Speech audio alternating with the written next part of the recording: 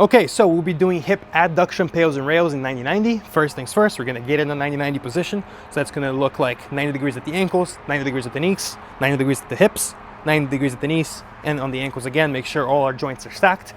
For us to work on hip adduction is the ability of you pulling your thigh bone closer towards your chest and your pelvic bone.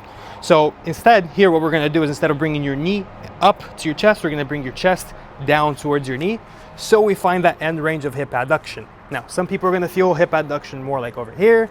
Some people are gonna feel it more over here, which is why it's important for you to use the stretch period that's prescribed in your program to find where the deepest stretch is for you, find the deepest range of motion. So let's say for me, I find that about right here. This is where I'm gonna hang out and hold that stretch and slowly try to relax. The more you relax your nervous system in this end range, the more it's gonna realize that it's safe in this position, which is what we need to get further and further ranges of motion and to get stronger in that position. You need to feel safe.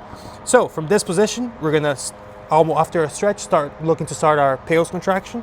What the PAILs contraction is gonna look like is us pushing the lateral ball of our ankle, so over here on the side, and the side of our knee down towards the floor and creating that tension, almost like on the lateral side of our glutes back here.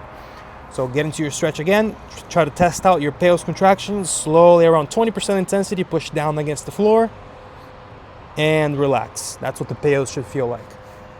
The rails contraction is obviously gonna be the opposite, so we're gonna be trying to pull our inside ball of our ankle and our top of our knee closer towards our chest. Now, if you really are at your end range of hip adduction, you won't be able to leave the floor. If you are leaving the floor, then it's turning to a lift off, which is not what we're looking for. If you are able to get to that end range over here, I cannot lift up no matter what I do. And that's what we're looking for. We're looking to create that range and make sure the neurology, that your brain understands there's tissue here that needs to contract. So let's do one test, PAILs and rails contraction here with me. So let's hold this stretch for about 10 seconds, try to make it a little more speedy for the sake of demonstration. Obviously follow the parameters of your program.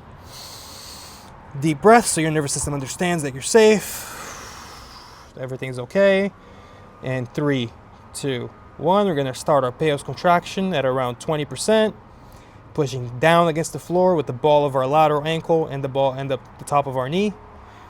We're gonna go up 40%, 60%, 80%, and 100 as hard as you can. Push as hard as you can against the floor, get the earth away from you. 3, 2, 1, opposite contraction. Bring your knee and your ankle up towards your chest at 100% rails. 5, 4, 3, 2, and 1.